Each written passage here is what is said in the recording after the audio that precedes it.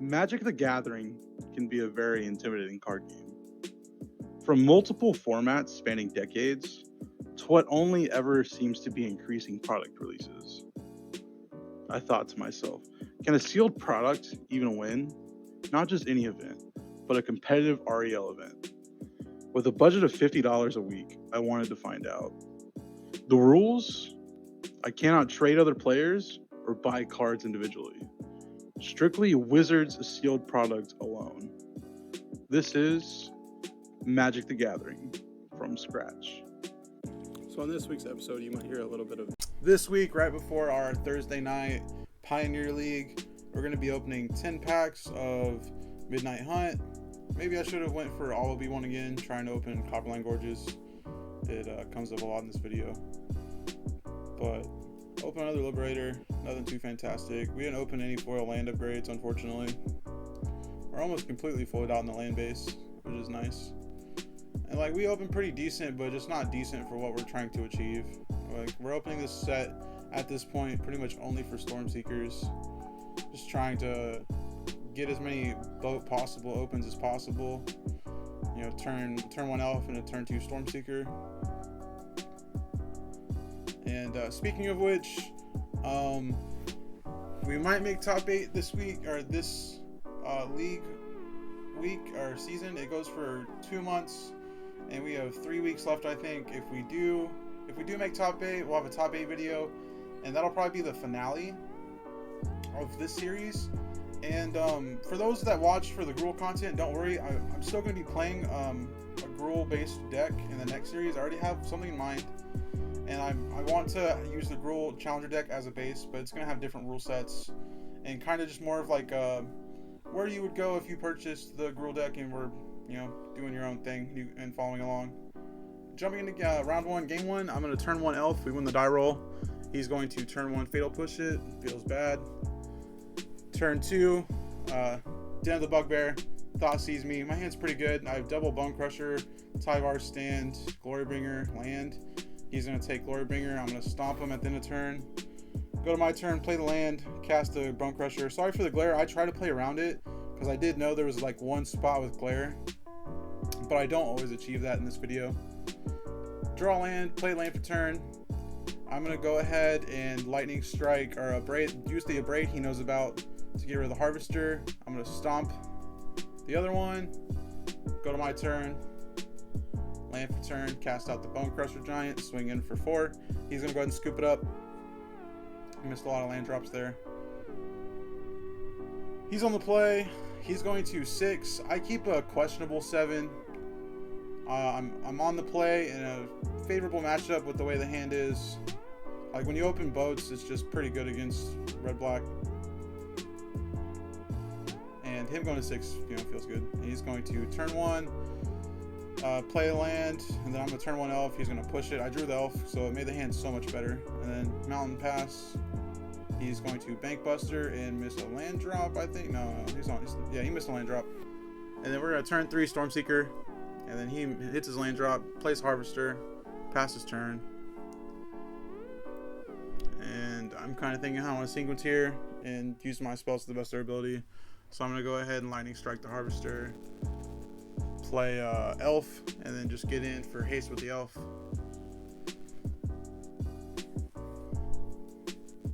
Land for turn. Thinking how I want to sequence. Go ahead and decide that Questing Beast is pretty sick here.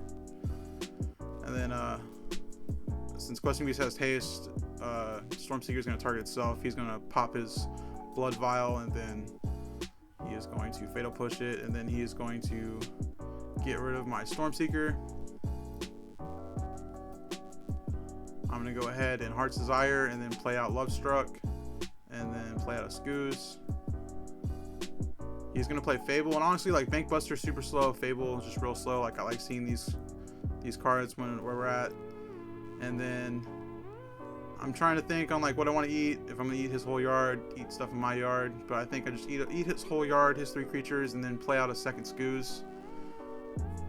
And yeah, he just cleans it up. Couldn't get the 4th land for the Extinction event. and pretty clean. It's a favorable matchup. I was talking about it before we played. And then we're going to jump into round 2, game 1. This match went 3 games. I don't know what happened to the second game in editing.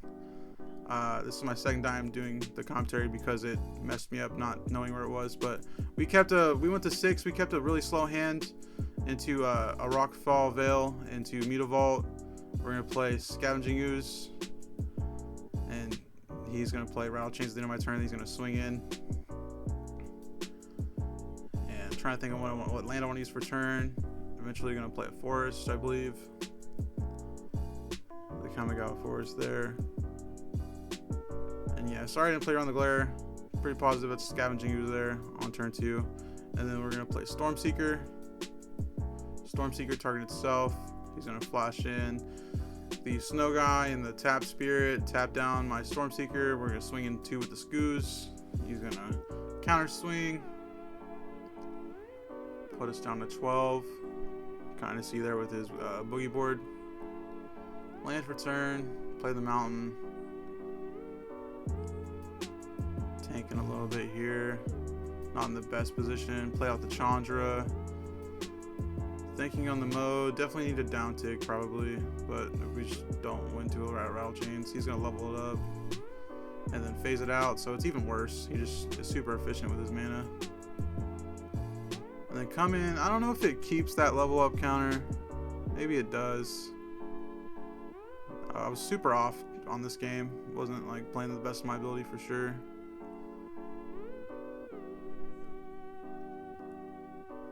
I'm kind of just reading it, seeing what happens, and like this +1/+1 counter actually just throws me off a lot. Like wasn't like I read the card and then changed out the +1/+1 counter and just completely forgot that changes a lot of math. I'm a Stormseeker, target itself, and we were talking about if he played anything on his turn because we weren't keeping track of day and night. And Stormseeker had been out for a bit, and he hadn't. So go ahead and Stormseeker target the Scoos, and then I Lightning Strike here, which is dumb because he's just Lightning Strike's not going to kill it as soon as he levels it up. That's exactly what he does. It was a 2-4 or a 3-4, and then yeah, I go ahead and clean it up. Going to game 3, I won game 2. He was screwed on lands and just couldn't draw any answers towards the end. He was drawing a lot of cards. He's gonna play the Snow Guy, turn 1 Elf. So like our start's pretty good, but he's got the Pro Red Guy right there, which is gonna come up a lot. We're gonna play Lovestruck Beast. He's gonna saddle up the Pro Red Guy and swing in, draw a card, untap, upkeep. Draw, land for turn. We got double red pip, so we can access Chandra. We can access not Glorybringer yet. We have double green, so we can access Questing Beast. We need to. So we got in for 5, and then post combat we're gonna play Bone Crusher. Me trying to play around the glare. He's gonna go ahead and flashing Rattle Chains, and we're just gonna Rending Volley. The only target we have, and then he's gonna swing in, draw 2, saddle it up with another enchantment, so that feels bad. His hand advantage is just crazy right now. And then we're gonna go ahead and throw out the Glorybringer, and then I tell him I'm going to combat, and he's like, I declare I'm not exerting. He's like, there's actually something I want to do post combat or before attackers. I'm like, well, it kind of matters a lot, but we're eventually just running it back, and it's a huge play. So he's going to flash in 2 guys, and then he's going to tap down my Glorybringer, and we're going to get in for 9. And I think he put himself at 6. He actually should have been at 8, I'm pretty sure. That ends up being another discrepancy that comes up. I don't know what happened there, but he was at 18, I'm pretty sure. And took 9, so that should have put him at actually 9, but he has himself at 6. And I'm gonna tap 4, put out Chandra, uptick, deal 2, which puts him at 4. To me, I have him at 7. And then I'm gonna play out an Elf, pass to him. He's contemplating what he wants to do here, if he can swing or not. And he swings pretty boldly. He's doing math on if he can kill me. He's like 1 damage off. And fortunately, he doesn't have the land. He's been missing his land drop to animate this snow land here. So he's gonna go ahead and swing in and draw 2 cards. And I fade the land drop still, pretty sure. And then it goes to me. I don't even know if he drew there. I feel like he did. Going to my turn, uptick Chandra. Put him at 2 here. I thought he was at 7 or 5. I did not think he was at 2. I don't think he should have been at 2 though, so it doesn't matter. And then he's gonna go ahead and tap down my Glorybringer. And I should have swung out here with him at 2, supposedly, but I didn't see that as the play. He's gonna go ahead and phase out my Lovestruck Beast, and then I'm going to try to overload, and he's just gonna blow me out, which he had it. But honestly, like, he has to draw a land here, or I don't think he kills me. So he has to draw a land and have exactly lethal. And then go to his turn. He draws the land. He's just doing math, making sure he has lethal. And yeah, just go ahead and goes ahead and animates and swings in. It's like exactly lethal. So gonna kill me. Oh well. You live and you learn. I wasn't playing my best that match at all. Happens sometimes. We're gonna go into round 3. I believe we're both on 6. Yeah, he might be on 5. Yeah, he's going to 5. So I'm on 6. He's on 5. And honestly, the 6 isn't terrible. It's pretty good. And I know the matchup. He's playing another Gruul strategy, not boats, but a Gruul strategy.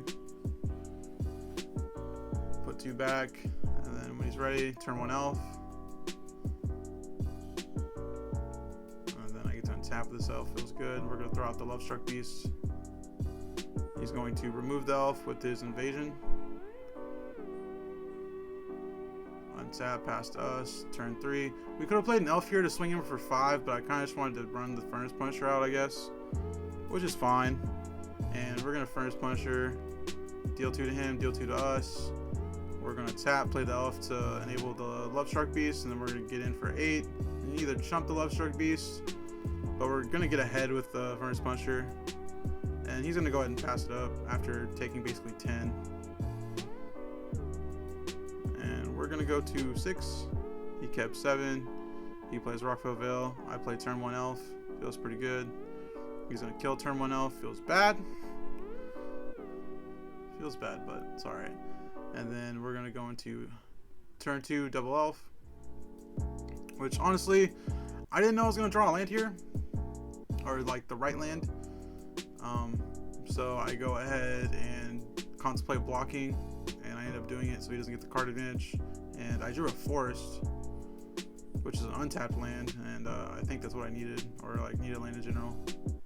So I lightning strike, and I could have lightning strike cast Bone Crusher here. Oh no, I couldn't have done that, so it was fine. I didn't have double red source. That was a forest. So yeah, I'm not sure what I was worried about.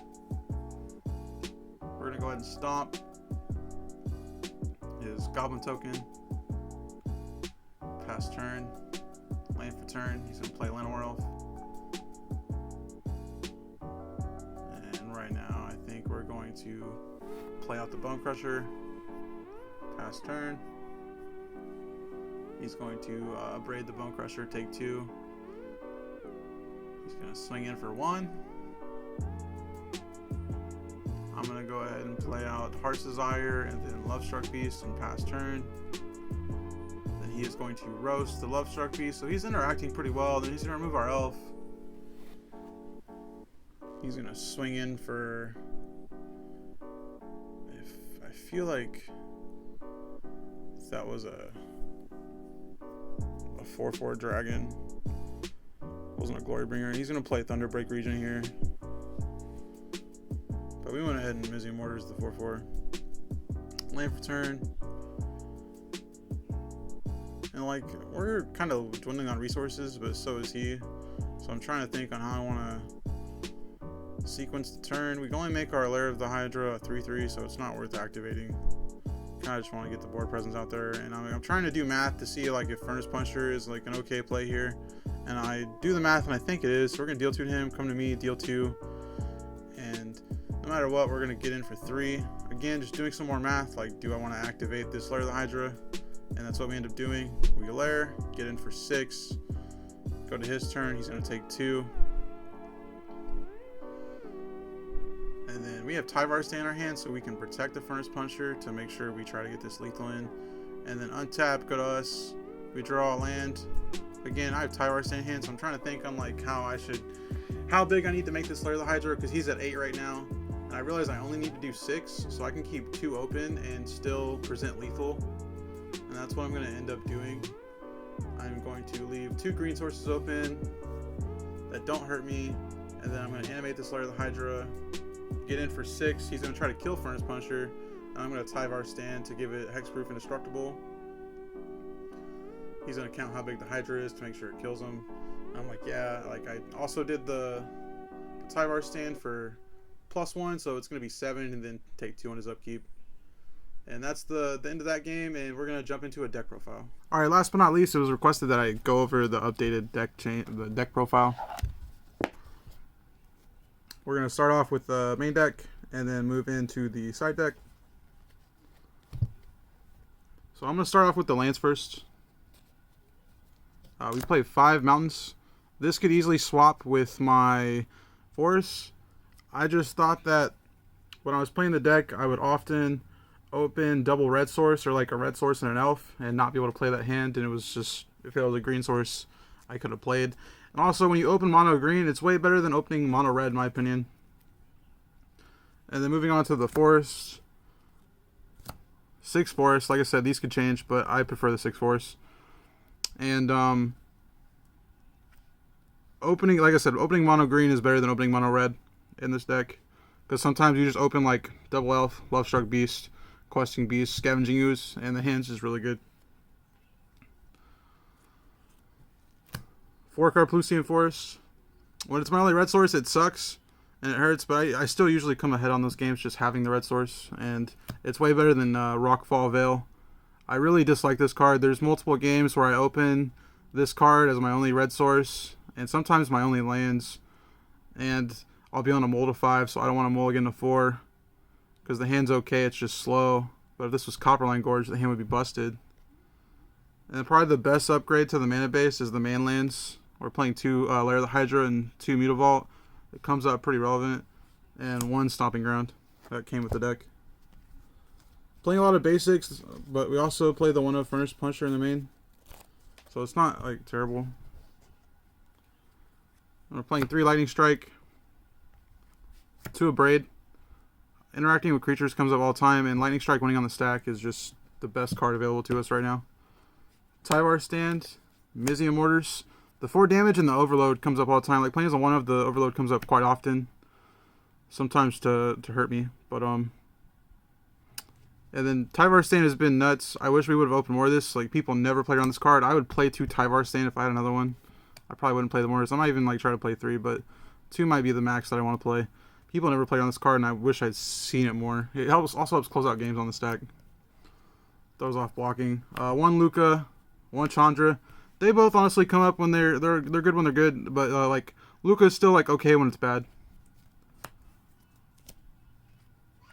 1 Sky Sovereign. It's really not as good without the Stormseeker, and then we play 3 Glorybringer. Glorybringer's mid. It's okay. It's a lot worse with Stormseeker, in my opinion, and but it comes up all the time. Another card that's not as good with Stormseeker, Questing Beast, but we don't have Chariot, so this is the best 4-drop you can play. And in my meta, there's a lot of control players, so dealing damage to Planeswalkers is super relevant. Onto the turn 2 power plays. 4 Bone Crusher Giant.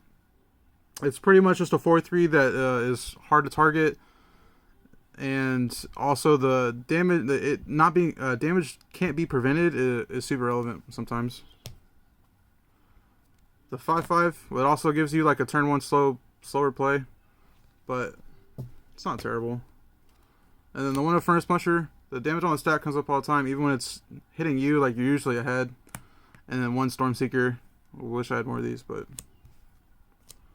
opened so much of that set. 3 Scavenging Ooze. It's a pet card. Exiling stuff from the graveyard is super relevant in almost every matchup. Even like matchups where you don't think it's relevant. Just limiting their yard, gaining life, making it really big. It dies the Fatal Push, which is unfortunate, but